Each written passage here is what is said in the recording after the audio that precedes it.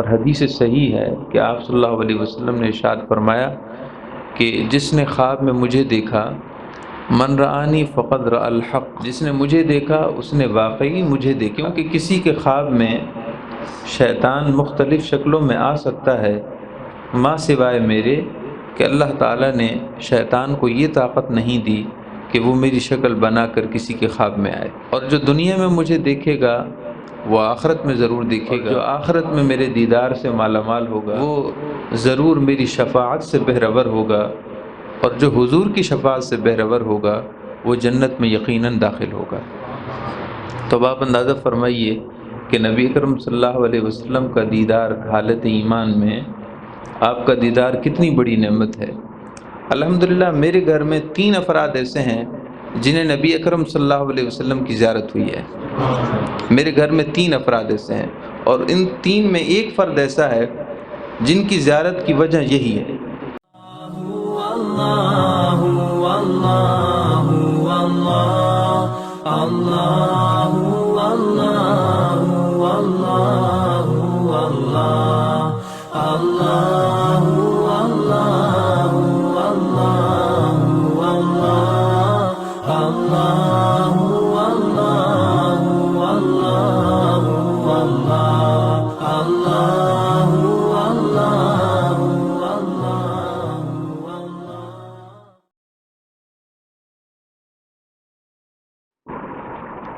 بہت سے ایسے واقعات اور بہت سے ایسے لوگوں سے ملاقات ہوتی ہے جو آ کر اس نعمت کا اظہار کرتے ہیں کہ الحمدللہ ہمیں نبی اکرم صلی اللہ علیہ وسلم کا دیدار ہوا ہے۔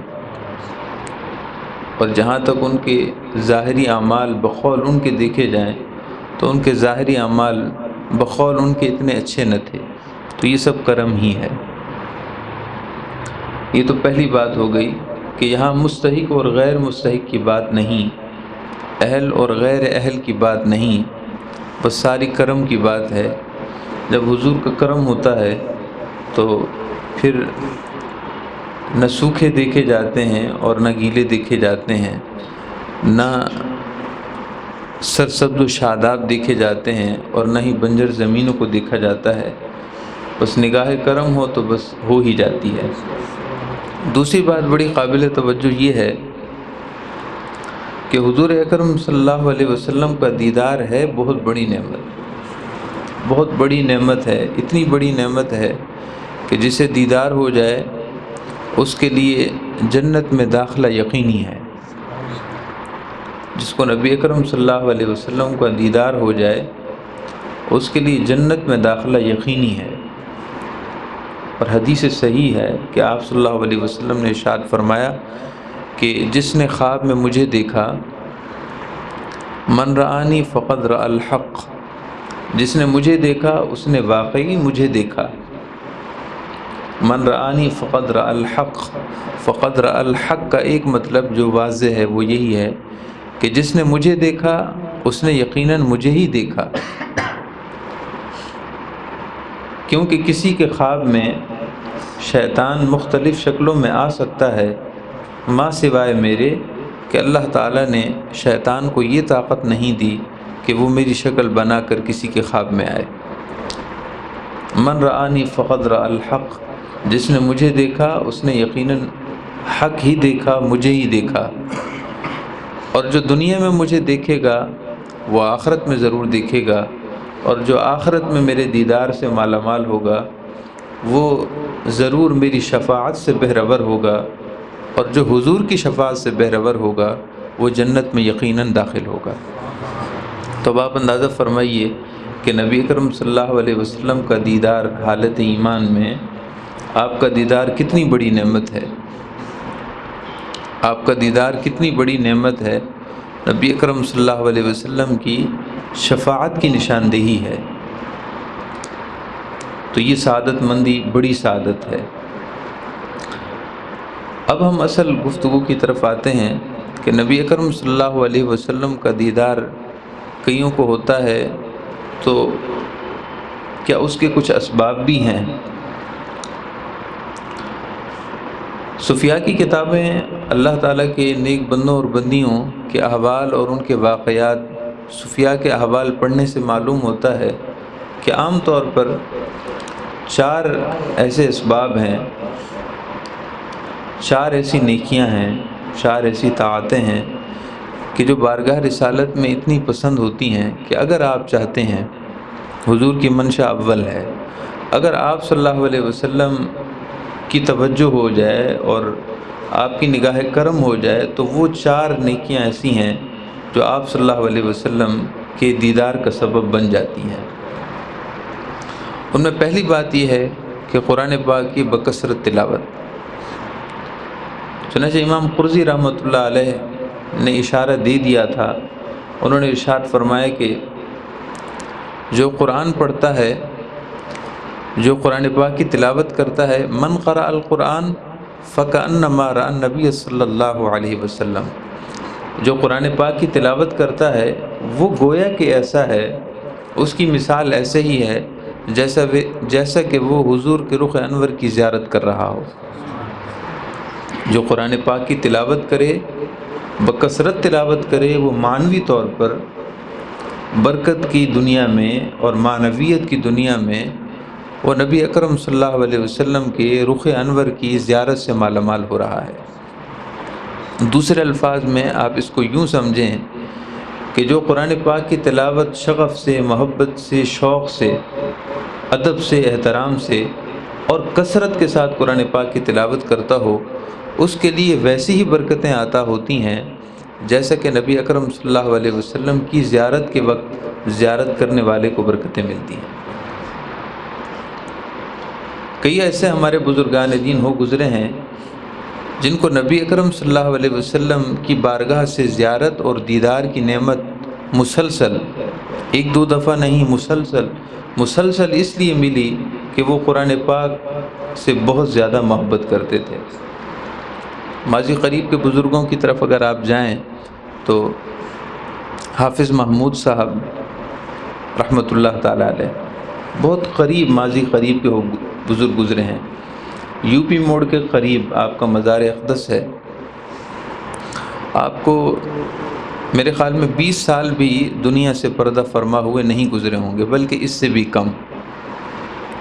آپ قرآن پاک بہت پڑھتے تھے اور آپ خود فرماتے ہیں کہ قرآن پاک کے ساتھ تلاوت کا شغف اتنا ہو گیا تھا کہ دن میں آپ کہیں سرکاری ملازمت کرتے، سرکاری ملازم تھے، جب شام کو آتے گھر پہ، گھر کی ساری ضروریات سے فارغ ہونے کے بعد سولجر بازار میں کوئی مزار تھا جس کی انہوں نے نشاندہی بھی فرمائی ہے، تعین نام میرے ذہن میں نہیں، وہ شام کے وقت، رات کے وقت سارے معاملات سے فارغ ہو کر وہاں مزار پہ چلے جاتے اور قرآن پاک کی تلاوت شروع کر دیتے۔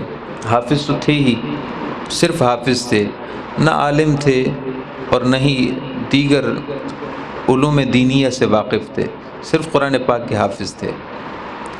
وہ فرماتے ہیں کہ قرآن پاک کی تلاوت میں شروع کر دیتا پہلے سپارے سے، اور صبح تک میں ایک بار قرآن پاک کی تلاوت کر لیا کرتا،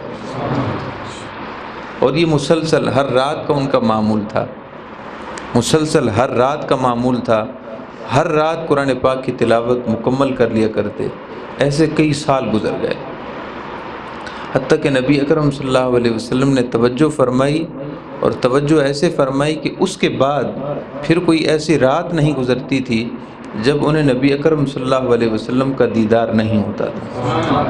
ہر رات دیدار ہوتا تھا، ہر رات حضور کے دیدار سے مالا مال ہوتے تھے۔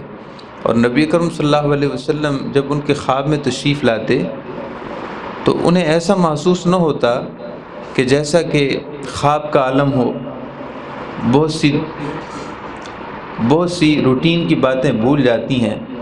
خواب میں، اب رات کو خواب میں کسی کو کیا احساس کہ دن میں اس نے کیا کام کیے، لیکن ان کا خواب بالکل ایسا ہوتا ہے جیسے جیتی جاگتی زندگی میں ہوں۔ تو ان کی اس طرح کے کئی واقعات بھی ہیں جو مفتی رفیق الحسنی صاحب نے ان کے ان مبشرات اور خوابوں کو بیان بھی کیا ہے۔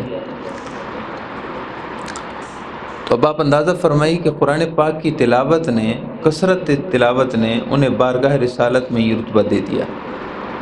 کہ نبی اکرم صلی اللہ علیہ وسلم کے دیدار سے مالا مال ہوتے تھے۔ اور اس وقت ہماری صورتحال یہ ہے کہ قرآن پاک کی تلاوت سے ہم بہت دور ہیں۔ اللہ کا کلام ہے، اللہ کے پیارے حبیب صلی اللہ علیہ وسلم پر نازل ہوا، نبی اکرم صلی اللہ علیہ وسلم بھی بکثرت قرآن پاک کی تلاوت فرماتے تھے۔ یعنی رات میں قرآن پاک کی تلاوت کے ساتھ تہجد کی نماز کی ادائیگی ہمارے تمام اسلاف کا معمول ہے۔ ہمارے استاد محترم حضرت علامہ مولانا مفتی محمد عمر چشتی رحمۃ اللہ علیہ، جن کے وصال کو 1 سال ہی گزرا ہے، اکثر وہ تہجد میں ہم انہیں دیکھتے تھے جب مدرسے میں پڑھتے تھے، انہی کے کمرے میں ہمیں بھی رہنے کی سعادت حاصل تھی۔ نماز تہجد میں جب وہ اٹھتے تھے تو آواز سے قرآن پاک کی تلاوت کرتے تھے، اور ان کی نماز تہجد میں تلاوت کی آواز سے ہماری آنکھ کھل جایا کرتی تھی۔ روز کا ان کا معمول تھا کہ قرآن پاک کی تلاوت نماز تہجد میں کرتے تھے۔ اس لیے اللہ پاک نے قرآن پاک میں بھی ارشاد فرمایا کہ فَتَہَجَّدْ بِهِ نَافِلَةً لَكَ، قرآن پاک کا ذکر فرمایا اور پھر تہجد کا بھی ذکر فرمایا۔ اور حدیث پاک میں ہے کہ جب رات کے آخری پہر صاحب ایمان اٹھتا ہے یا اللہ کی بندیاں اٹھتی ہیں اور باوضو ہو کر تہجد کی نماز کی ادائیگی کے لیے کھڑے ہوتے ہیں اور قرآن پاک کی تلاوت کرتے ہیں، تو آسمان سے فرشتے زمین پر اتر آتے ہیں اور اس نماز پڑھنے والے اور تلاوت کرنے والے کے آس پاس حلقہ بنا لیتے ہیں، اس کو اپنے حصار نور اور حصار رحمت میں گھیر لیتے ہیں، قریب آتے رہتے ہیں، قریب آتے رہتے ہیں، حتیٰ کہ اس کے منہ کے ساتھ اپنا منہ ملا لیتے ہیں۔ اور حدیث پاک میں یہ بھی ہے کہ اللہ تعالیٰ کے فرشتے یہ کہتے ہیں کہ جس طرح زمین والوں کے لیے آسمان پر ستارے چمکتے بالکل واضح دکھائی دیتے ہیں، جس طرح زمین والوں کے لیے رات کے وقت آسمان پر چمکتے ہوئے ستارے بالکل واضح دکھائی دیتے ہیں، بالکل واضح نمایاں ہوتے ہیں، ارشاد فرمائے کہ ایسے ہی فرشتوں کے لیے زمین پر وہ گھر چمکتے اور دمکتے ہوئے بالکل واضح دکھائی دیتے ہیں جہاں رات کو تہجد کی نماز کی ادائیگی کا اہتمام ہوتا ہو۔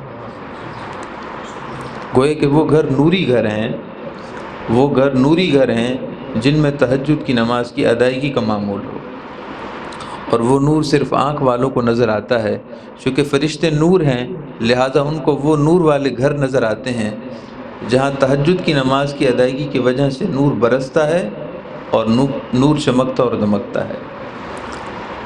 تو نبی اکرم صلی اللہ علیہ وسلم کے دیدار کے اسباب میں سے پہلا سبب قرآن پاک کی بکثرت تلاوت ہے، شغف ہے۔ اگر آپ کو قرآن پاک پڑھنا نہیں آتا تو کوشش کیجئے،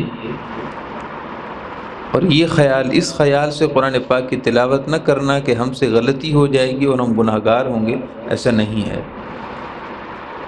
غلطی ہوتی ہے اور پھر غلطی کی تصحیح کی کوشش کی جائے، نہ یہ کہ غلطی کے اندیشی کی وجہ سے قرآن پاک کی تلاوت ہی چھوڑ دی جائے۔ اس کی تو ایسے ہی مثال ہو گئی جیسے کسی کو گاڑی چلانا نہ آتی ہو اور وہ اس اندیشے سے کہ کہیں مجھ سے غلطی نہ ہو جائے میں گاڑی چلانا ہی چھوڑ دوں۔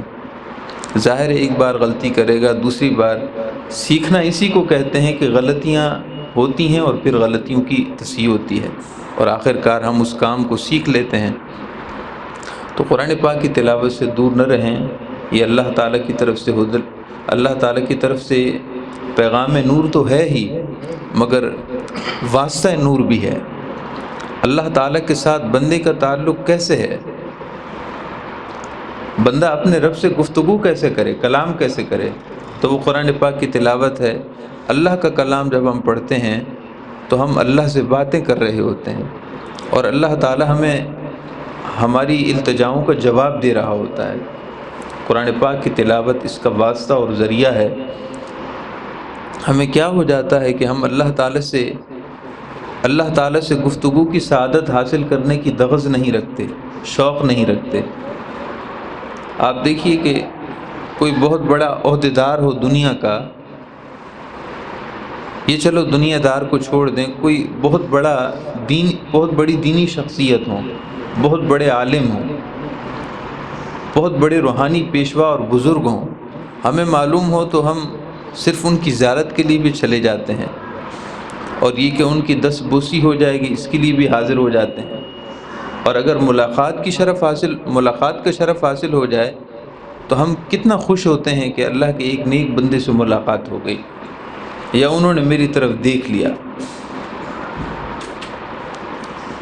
جن کو پیر و مرشد سے انتہا درجے کی محبت ہوتی ہے، وہ صرف اسی بات پر خوش ہو جاتے ہیں کہ ان کے پیر و مرشد نے ان کی طرف توجہ کر دی، نگاہ فرما دی۔ تو اللہ رب العزت کے ساتھ کلام کرنا، اللہ تعالیٰ کے حریم رحمت میں حاضر ہونا، اللہ تعالیٰ کے حریم نور میں حاضر ہونا، اللہ تعالیٰ کی نوری بارگاہ میں پہنچ جانا، وہ وسیلہ قرآن پاک کی تلاوت کا ہے۔ اس لیے نبی اکرم صلی اللہ تعالیٰ علیہ وسلم نے ارشاد فرمایا کہ قرآن پاک کی تلاوت کرنے والا اور اس پر عمل کرنے والا قیامت کے دن اس حال میں حاضر ہوگا کہ اسے ارشاد فرمایا جائے گا کہ جاؤ جنت میں داخل ہو اور قرآن پاک کی تلاوت شروع کر دو۔ قرآن پاک کی تلاوت بھی شروع کر دو، لبوں پر اللہ کا کلام ہو اور جنت کی طرف بڑھتے جاؤ۔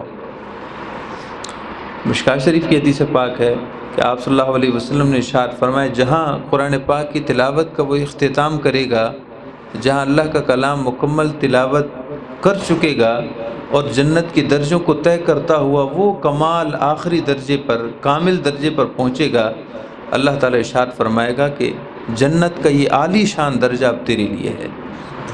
جہاں تو تلاوت بھی کرتا رہا اور جنت کی طرف بڑھتا رہا، جنت کی منزلیں اور مرحلے طے کرتا رہا، جہاں تو پہنچا ہے یہی جنت کا تیرا درجہ ہے۔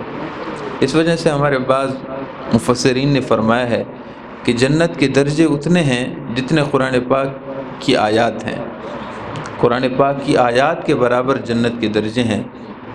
قرآن پاک کے ساتھ شغف، محبت، تعلق اور اس پر عمل کرنے والا گویا کہ اللہ تعالیٰ کی نعمت جنت کو کامل درجے میں پالے گا۔ تو آپ صلی اللہ علیہ وسلم کے دیدار کا اگر ہمیں شوق ہے اور یقیناً ہے تو اس کا ایک طریقہ قرآن پاک کے ساتھ تعلق جوڑنے کا ہے۔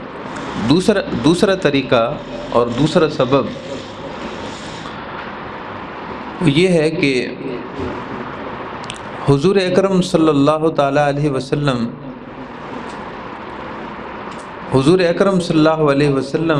کی امت کے ساتھ خیر خواہی، حضور اکرم صلی اللہ علیہ وسلم کی امت کے ساتھ خیر خواہی، حضور کی امت سے محبت، اور نبی اکرم صلی اللہ علیہ وسلم کی امت بحیثیت اس کی کہ حضور کی امت ہے، اس نسبت کی وجہ سے حضور کی امت کی خدمت کرنا، ان سے محبت کرنا۔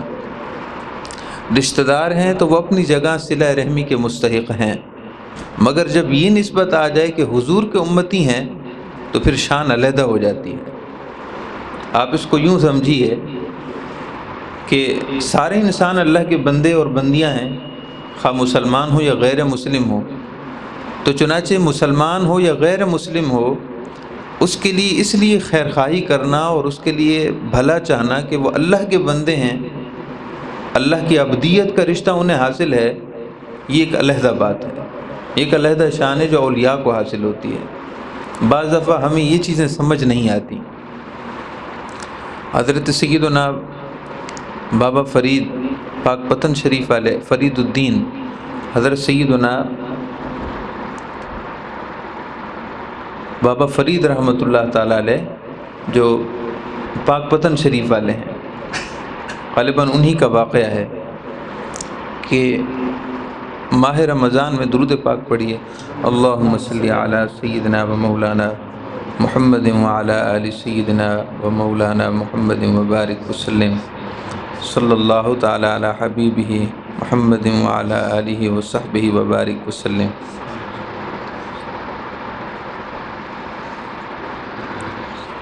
تو ماہ رمضان کا ان کا روزہ تھا، تو ایک کافر ہندو ان کی خدمت میں پکوڑے لے کر آیا۔ اب وہ روزے سے تھے، اب اس ہندو مذہب والے کو اتنا پتہ نہ تھا کہ اس روزے کی اتنی اہمیت ہے، وہ اتنی زیادہ گہرائی سے واقف نہیں تھا۔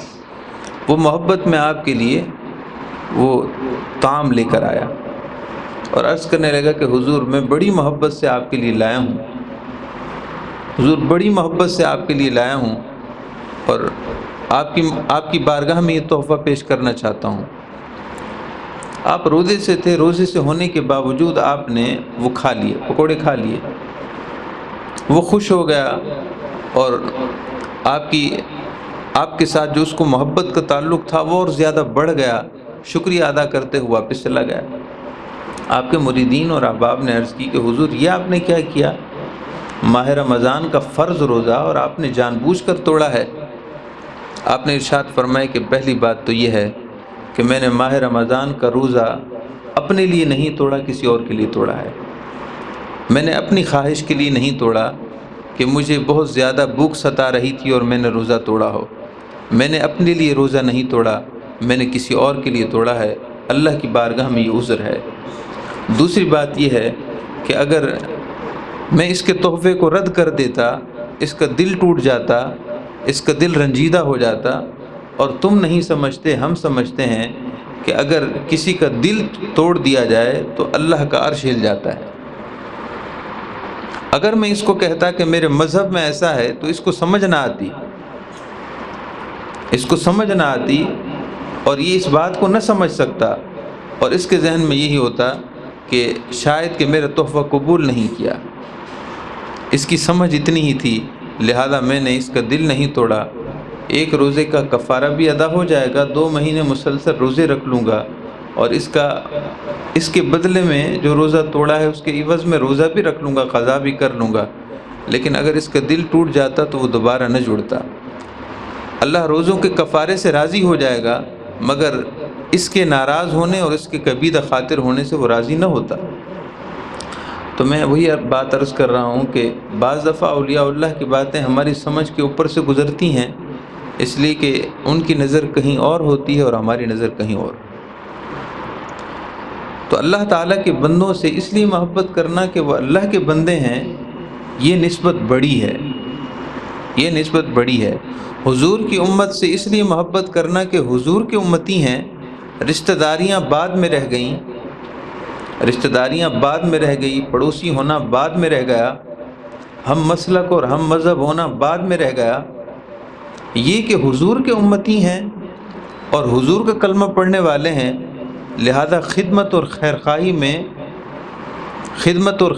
میں کوشش کرنا تاکہ حضور کی نسبت اور حضور راضی ہو جائیں، یہ نبی اکرم صلی اللہ علیہ وسلم کو بہت پسند ہے۔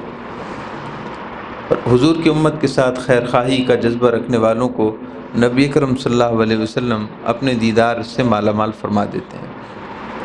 تیسری بات یہ ہے کہ نبی اکرم صلی اللہ تعالیٰ علیہ وسلم کی دین کے ساتھ خیرخواہی، آپ کے دین کے بارے میں خیرخواہ ہونا، اسلام کی خدمت کرنا، دین اسلام کی خدمت میں عملی طور پر، مالی طور پر، جانی طور پر خدمات پیش کرنا کہ حضور کا دین اسلام سربلند ہو جائے۔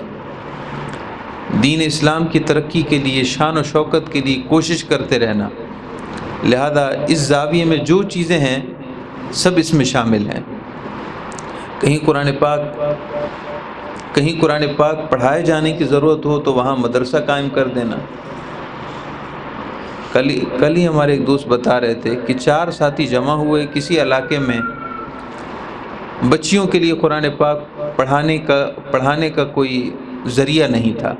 4 دوست جمع ہوئے مارکیٹ کے، انہوں نے ایک جگہ وہیں جگہ خریدی، مکان خریدا، اور اس کے بعد وہاں قاری صاحبان جو بچیوں کو قرآن پاک پڑھا سکیں ان کو وہاں پر تعینات کیا، اور پھر اس محلے میں بچیوں کو قرآن پاک پڑھانے کا سلسلہ شروع کر دیا۔ یہ حضور کے دین کی خدمت ہے۔ تو جہاں جہاں حضور کے دین کی خدمت کی ضرورت ہو، جانی طور پر، مالی طور پر، عملی طور پر، اور ہم کسی بھی زاویے سے کوشش کر سکتے ہوں تو ضرور کریں۔ اس سے نبی اکرم صلی اللہ علیہ وسلم راضی ہوتے ہیں۔ الحمدللہ میرے گھر میں 3 افراد ایسے ہیں جنہیں نبی اکرم صلی اللہ علیہ وسلم کی زیارت ہوئی ہے۔ میرے گھر میں 3 افراد ایسے ہیں، اور ان 3 میں ایک فرد ایسا ہے جن کی زیارت کی وجہ یہی ہے اور کوئی وجہ نہیں ہے۔ بظاہر میرے گھر کے اس فرد کے کوئی اعمال ایسے نہیں ہیں جو دوسروں سے بالکل جدا ہوں، اگر جدا ہے تو صرف یہی جدائی ہے، یہی جداگانہ بات ہے کہ دین کی خدمت میں انہوں نے زندگی وقف کر دی، زندگی وقف کر دی۔ تو نبی اکرم صلی اللہ تعالیٰ علیہ وسلم کی توجہ ہوتی ہے جب دین کی خدمت گزاری کے لیے حضور کا امتی بڑھ چڑھ کر حصہ لیتا ہے۔ آپ اندازہ فرمائیے، نبی اکرم صلی اللہ علیہ وسلم جو دین ہم تک لے کر آئے اور جو صحابہ اکرام کو پہنچایا، تو آپ کتنا خوش ہوتے ہوں گے کہ بظاہر آپ صلی اللہ علیہ وسلم پردہ فرما ہیں، اپنی امت کے احوال دیکھ رہے ہیں، حضور کا جو امتی حضور کے لائے ہوئے اسی دین کی شان و شوکت کو بڑھانے میں جد و جہد کرتا ہوگا، وہ حضور کی بارگاہ میں کتنا پسندیدہ ہوگا۔ ایک وہ ہے جو دولت کمانے کے چکر میں لگا ہے، گناہوں سے بچتا ہے، گناہوں سے نفرت کرتا ہے، مگر اپنی دنیا میں مست ہے، اپنے بچوں اور اپنے گھر والوں کی ضروریات فراہم کرنے میں کوشاں ہے، بس اس کی زندگی اپنی ذات کے لیے ہے۔ مگر اس حضور کے امتی کی کتنی شان ہے کہ جو تمام ضروریات زندگی گھر والوں کو مہیا بھی کرتا ہے، اس کے علاوہ اس کا جذبہ یہ ہے کہ حضور کے دین کا پرچار ہو، حضور کا دین سر بلند ہو جائے، آپ صلی اللہ علیہ وسلم کے دین کی ہر حوالے سے خدمت ہوتی رہے۔ کہیں مسجد کی ضرورت ہے تو مسجد بنا دی، اگر مسجد ہے اور وہاں کوئی اور ضرورت کی چیز مہیا کرنی ہے تو وہ کر دے۔ مالی طور پر، جانی طور پر جس قدر انسان سے ہو سکے وہ کرنا چاہیے۔ نبی اکرم صلی اللہ علیہ وسلم کی بارگاہ میں یہ بہت پسندیدہ عمل ہے، اور یہ خاص عمل ان 4 اعمال میں سے ہے جو نبی اکرم صلی اللہ علیہ وسلم کے دیدار کی سعادت کا سبب بن جاتا ہے۔ اور چوتھی اور اہم بات وہ بارگاہ رسالت میں درود پاک کی کثرت ہے۔ اب اس جیسی تو کوئی چیز ہے ہی نہیں۔ آپ صلی اللہ علیہ وسلم کا دیدار ہو جائے، اس کے لیے درود پاک، درود شریف سے پڑھ کر، درود شریف سے بڑھ کر کوئی وظیفہ یا عبادت نہیں ہے۔ آپ صلی اللہ علیہ وسلم نے خود ارشاد فرمایا کہ جو مجھ پر ایک بار درود پاک پڑھتا ہے، اللہ تعالیٰ اس پر 10 رحمتیں نازل فرماتا ہے، 10 درجے بلند فرماتا ہے، اور اللہ تعالیٰ اس کے 10 گناہوں کو معاف فرما دیتا ہے۔ جب اللہ کی طرف سے یہ رحمتیں ہو رہی ہیں تو حضور کی طرف سے کتنی عنایات ہوں گی۔ جس شان والے نبی مکرم کے لیے ہم اللہ کی بارگاہ میں رحمتوں کی دعا کریں اور جواباً اللہ تعالیٰ کی طرف سے ایک بار نہیں 10 بار کم از کم رحمت ہو، تو خود وہ ذات کہ جن کے لیے ہم دعا کر رہے ہیں ان کی کتنی عنایت ہوتی ہوگی، ان کی کتنی توجہ ہوتی ہوگی۔ تو کثرت سے درود پاک پڑھنا بہترین عمل ہے، بہترین وظیفہ ہے۔ نبی اکرم صلی اللہ علیہ وسلم کی بارگاہ میں مقربیت کا بہت قریب والا راستہ ہے۔ حضور اکرم صلی اللہ علیہ وسلم کی بارگاہ میں آپ 4 اعمال پیش کیجئے، اور ان 4 اعمال میں کوشش کیجئے، ایک قرآن پاک کی تلاوت، دوسری حضور کی امت کے لیے خیر خواہی بلا امتیاز رنگ و نسل کے امتیاز کے بغیر، قوم کمیونٹی کے امتیاز کے بغیر، اپنے پرائے کے امتیاز کے بغیر۔ یہ نہ دیکھیں کہ اپنا ہے تو ٹھیک ہے، کوئی غیر ہے یعنی اپنی کمیونٹی سے یا اپنے رشتہ داروں اور تعلق داروں سے نہیں ہے تو اس کو چھوڑ دیا، نہیں، حضور کا امتی ہے، بس اس حیثیت سے ہر ایک کو برابر سمجھتے ہوئے ہر ایک کے لیے خیر خواہی کے جذبات سے لبریز ہو جائیں، اور یہ کہ آپ صلی اللہ تعالیٰ علیہ وسلم کے دین کی خیر خواہی، حضور کے دین کا جہاں معاملہ ہو وہاں اپنی پوری مقدور بھر کوشش کیجئے کہ حضور کے دین کو سہارا ملے، حضور کے دین کو خدمت کی سعادت آپ کو ملتی ہے تو زہ نصیب، زہ مقدر۔ اور چوتھی بات یہ کہ حضور اکرم صلی اللہ علیہ وسلم کی بارگاہ میں کثرت سے درود پاک، اور یہی 4 سبب ہیں کہ اگر ہم اس میں کوشش نہیں کرتے تو آپ صلی اللہ علیہ وسلم کی بارگاہ سے دوری کی بھی یہی 4 نشانیاں ہیں۔ قرآن پاک کی تلاوت بالکل نہ کرنا، قرآن پاک سے دور ہو جانا، یہ حضور سے دور ہو جانا ہے۔ نبی اکرم صلی اللہ علیہ وسلم کی امت کی خیر خواہی سے دور ہو جانا حضور سے دور ہو جانے کے مترادف ہے۔ ایسے ہی دین کے ساتھ صرف نماز روزے کا تعلق رکھنا، باقی دین جانے اور دین والے لوگ جانے، اس طرح بے اعتنائی اور بے توجہی کرنا دراصل حضور کی بارگاہ سے دوری ہے۔ اور ایسے ہی درود پاک کی اتنی برکات اور رحمتیں سننے کے باوجود پھر بھی کم از کم ایک بار درود پاک کی تسبیح نہ پڑھ سکیں تو یاد رکھیے یہ حضور پاک صلی اللہ علیہ وسلم کی بارگاہ سے دوری ہے۔ یہی راستے قریب کے، یہی 4 چیزیں قریب بھی کر دیتی ہیں حتیٰ کہ حضور کا دیدار ہو جاتا ہے، اور یہی 4 چیزیں جب ان سے سستی اور غفلت ہو یہی حضور کی بارگاہ سے دور بھی کر دیتی ہیں۔ اللہ تعالی ہم سب کو حق سمجھنے، حق پر عمل کرنے کی توفیق عطا فرمائے۔ اللہ تعالی ہم سب کو اپنی کمیاں خامیاں جانتے ہوئے، سمجھتے ہوئے، احساس کرتے ہوئے ان خامیوں کو پورا کرنے کی توفیق عطا فرمائے۔ وما علینا الا اللہ اللہ اللہ اللہ اللہ اللہ اللہ